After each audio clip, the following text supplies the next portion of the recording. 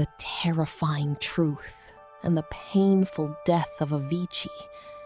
What if I told you that one of the happiest songs ever made came from a man who was silently being destroyed? What if the same music that made millions of people dance under fireworks was created by a young man who could barely survive the life behind it? And what if, long before Avicii died, the warning signs were not hidden at all? They were on camera. They were in interviews. They were in hospital rooms. They were in canceled shows. They were in his tired eyes. He told people he was not okay. He told people the touring life was killing him. But the machine did not stop. The lights kept flashing. The crowd kept screaming. The money kept moving. And behind the name Avicii, a young man named Tim Bergling was falling apart in silence. This is not just the story of a famous DJ. This is not just the story of fame, music, and success. This is the story of how a shy Swedish kid reached the top of the world and found something terrifying waiting for him there. A world where pain became performance, where exhaustion became business, where a human being became a brand, and where the sound of applause may have covered the sound of a soul begging for help. This is the terrifying truth and the painful death of Avicii. Before the world knew the name Avicii, there was Tim. Tim Bergling was not born as a superstar. He was not the loudest person in the room. He was not the wild party legend that the world later imagined him to be. He was quiet, sensitive, thoughtful. A young man who seemed to feel life more deeply than most people around him. He did not need to stand in the spotlight to be powerful. His power lived in sound. Tim could hear emotions inside melodies. He could turn sadness into something beautiful. He could build a song that felt like sunrise after the darkest night. But there is something dangerous about people who feel too much. They can create beauty from pain. But sometimes, that same pain begins to eat them alive. In his bedroom, far from the giant festival stages and screaming crowds, Tim started creating music. At first, it was innocent.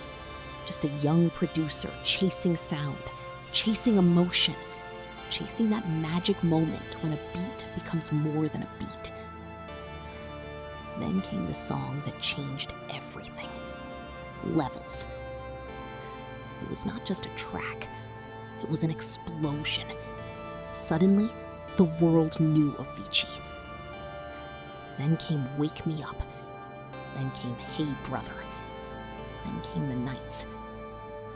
And almost overnight, Tim Bergling became one of the biggest names in electronic music. To the outside world, it looked like a dream. Private jets, luxury hotels, massive stages, thousands of hands in the air, millions of fans, money, fame, a life most young people would think was heaven. But heaven can turn into a prison when you are not allowed to leave. And for Tim, the dream slowly became something much darker. Imagine being barely in your 20s and already being treated like a global industry. Not a person. An industry. Every day, someone needed something from him. A new show, a new song, a new interview, a new smile, a new performance, a new version of Avicii that could never look tired, never look afraid, never looked broken. The crowd wanted energy. The business wanted money. The world wanted another anthem. But Tim's body wanted rest.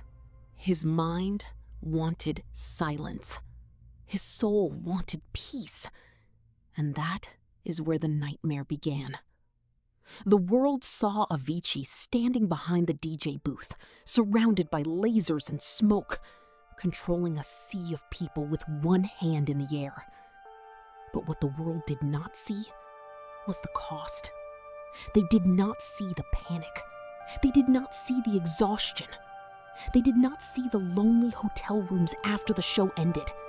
They did not see the pressure of waking up in another country, another city, another bed, not knowing where your real life had gone. They did not see a young man trapped inside a schedule that no human body was meant to survive. The stage looked like freedom.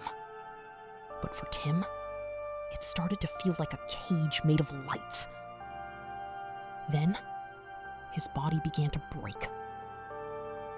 This is one of the darkest parts of Avicii's story. His health problems were not rumors.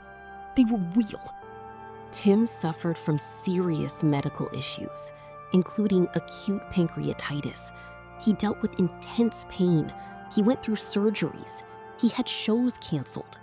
His body was sending warning signals again and again. And still, the machine around him kept moving.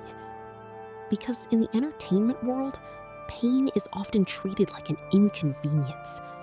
If an artist is tired, they are told to push through. If an artist is sick, they are told to recover fast. If an artist is anxious, they are told the show must go on. But how many times can a person push through before there is nothing left to push with? Tim's relationship with alcohol became part of this darkness. In the world he lived in, drinking was everywhere. Backstage, after parties, private events, endless nights surrounded by people who wanted the superstar version of him. But alcohol was not just a party detail in this story. It became connected to pain, illness, and a body under attack. For some people, fame opens doors. For Tim, fame opened doors to rooms where he could not breathe. Picture this. One night, he is on stage in front of thousands of people, music shaking the ground, the crowd chanting his name like he is invincible. Another night, he is in pain, inside a hospital environment, his body exhausted, his future uncertain. That contrast is horrifying. The world saw the legend, but Tim had to live inside the body, and that body was begging him to stop. Still, the public image was powerful. Avicii was the golden boy of EDM, the hitmaker, the festival king, the producer who could turn emotion into electricity. But the darker truth is that Tim Bergling and Avicii were not the same person anymore. Avicii was the machine. Tim was the human being trapped inside it. And every time the world demanded Avicii, Tim disappeared a little more. There is one sentence from his story that feels almost impossible to forget. In the documentary about his life, Tim speaks about touring with a kind of tired honesty that sounds less like a complaint and more like a final warning. He says the touring life will kill him. Think about how chilling that is. A young man at the center of a global music empire is saying clearly that the life everyone celebrates is destroying him. Not after the tragedy, before it, before the world mourned him, before the headlines, before the tributes. He said it while he was still here. And that is what makes this story so painful. Because the signs were not invisible. The warning was not hidden. The tragedy was not impossible to sense. The darkness was right there, under the music. But sometimes, when an artist is making too much money, too many people suddenly become deaf. This is the terrifying truth about fame. The public loves the performance, but the business loves the profit. And somewhere between the two, the human being can be crushed. People wanted Avicii to be everywhere. Festivals wanted him. Clubs wanted him. Brands wanted him. Fans wanted him. The industry wanted him. But who was asking what Tim wanted? Who was asking if he could sleep? Who was asking if he was scared? Who was asking if he still recognized himself? That is the hidden horror behind many superstar stories. The world does not always destroy artists with hatred. Sometimes it destroys them with love. Too much attention, too much demand, too much pressure. Too many people saying, just one more show, just one more flight, just one more night, just one more performance, just one more smile, until one more becomes the thing that breaks them. Avicii's life became a strange and painful contradiction. He made songs about living fully, but he was not living freely. He made songs that sounded like escape, but he could not escape himself. He made music that gave people hope, but inside, he was searching for peace in a world that kept getting louder. And the more famous he became, the more alone he seemed. That is the part people do not understand about fame. Fame surrounds you with people, but it does not guarantee connection. A hotel suite can still feel like a prison cell. A crowd of 50,000 can still leave you lonely. A private jet can still carry a person who feels completely lost. And success can become terrifying when everyone thinks it should make you happy. Because then, when you are not happy, you start wondering if something is wrong with you. But maybe nothing was wrong with Tim for feeling crushed. Maybe the world around him was simply too heavy. In 2016, Avicii made a decision that shocked the music world. He stopped touring. For many fans, it was confusing. How could someone at the top walk away? How could one of the biggest DJs on the planet leave the stage? But for Tim, this was not weakness. This was not laziness. This was survival. He was not quitting music. He was trying to quit the part of fame that was killing him. He wanted to return to creating, to breathe, to live without being dragged from one show to another like a product on a schedule. For the first time in years, it seemed like Tim was choosing himself. And for a moment, there was hope. But sometimes, leaving the machine does not instantly heal the damage the machine already caused. Sometimes, when the noise finally stops, the silence becomes even louder. After he stopped touring, Tim began searching for meaning. Not just success, meaning. He wanted to understand life. He wanted peace. He wanted balance. He wanted something deeper than fame. And this is another haunting part of the story. Because Tim had already reached what millions of people spend their lives chasing. Money, recognition, global influence, immortality through music. but none of it could answer the questions that were burning inside him. Who am I without Avicii? Who am I without the stage? Who am I when no one is screaming my name? What is left after the dream comes true? And I still feel empty. These are dangerous questions when a person is exhausted. They can open doors inside the mind that are hard to close. Tim was not just tired. He was deeply worn down. Physically, emotionally, spiritually. He had spent years giving pieces of himself to the world. And maybe, by the end, there were not enough pieces left.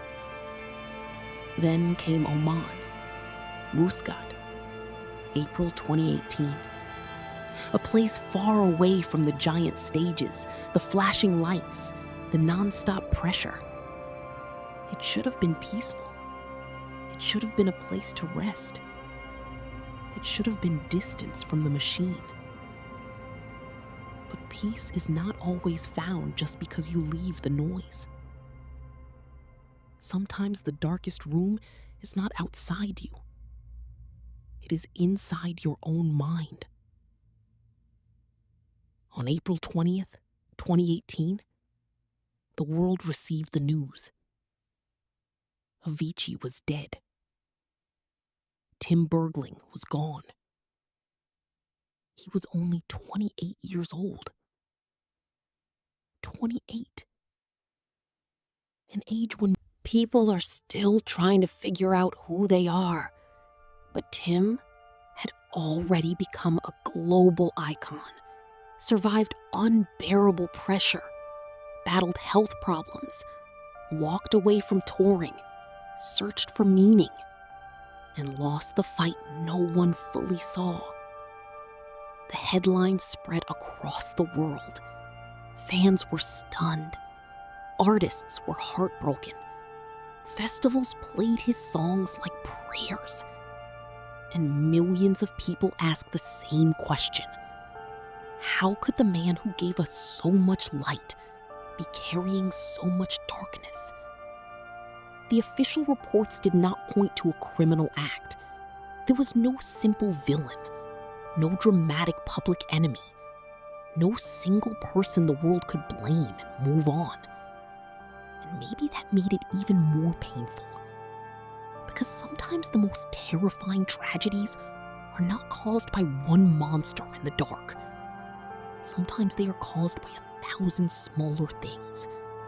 Pressure, exhaustion, pain, isolation, addiction, anxiety, a business that moves too fast, a culture that treats artists like product. Someone who struggled with big questions about life, happiness, and meaning.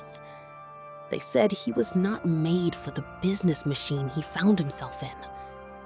That sentence is devastating. Not made for the business machine.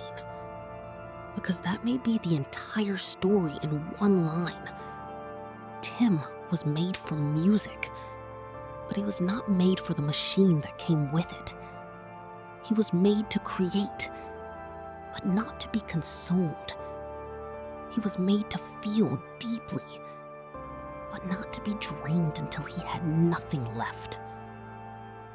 The darkest truth about Avicii's death is not that he was unknown. It is that he was too known. The whole world knew Avicii, but not enough people truly knew Tim. They knew the logo. They knew the songs. They knew the festival moments. They knew the image of the young DJ with his hand in the air. But did they know the person behind the stage lights?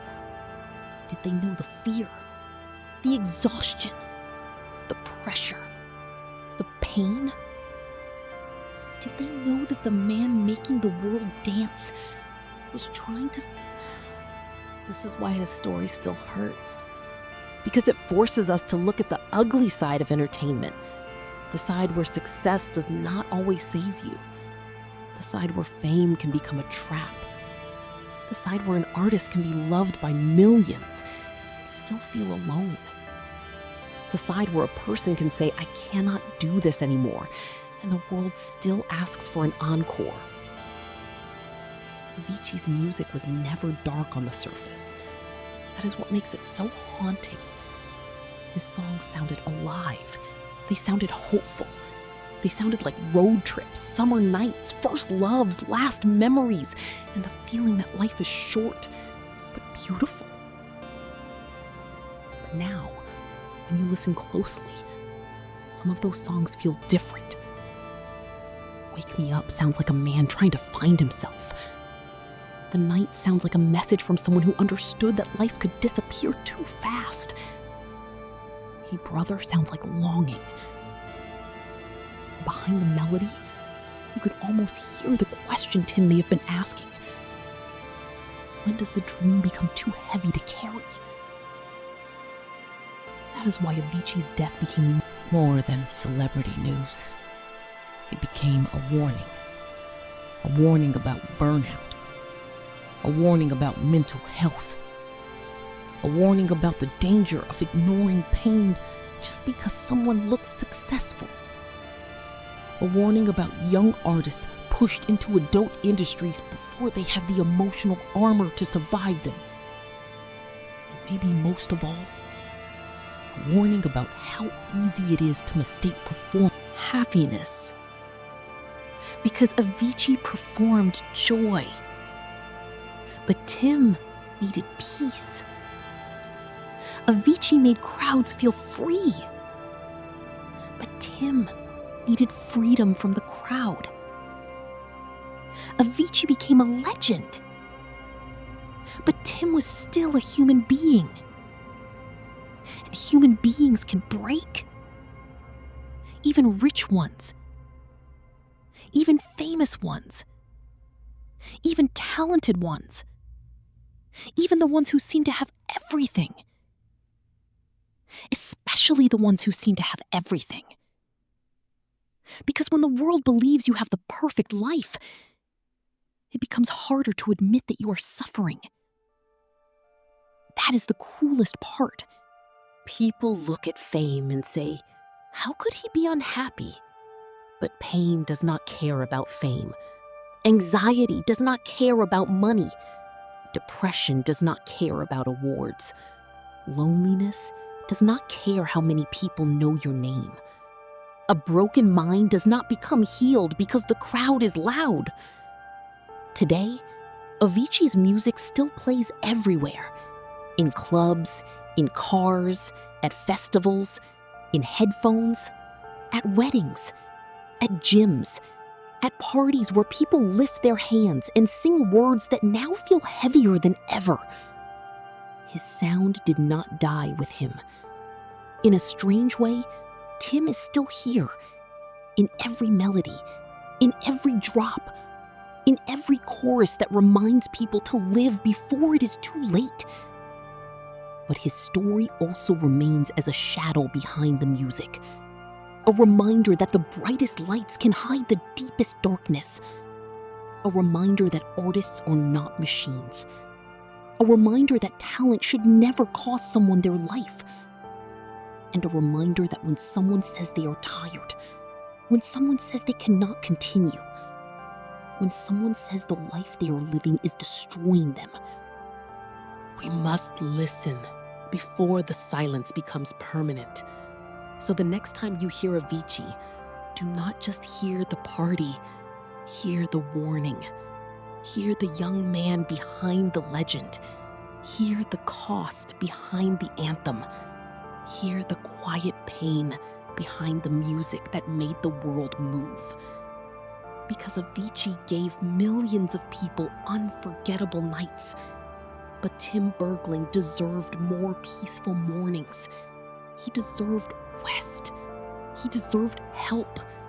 He deserved a life where he did not have to disappear behind a name. And maybe that is the most painful truth of all. The world did not lose only a superstar.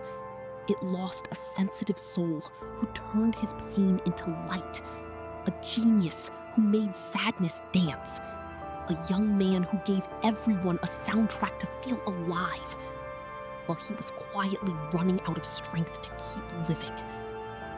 Behind the name Avicii, there was Tim. And behind the music, there was a warning we should never forget.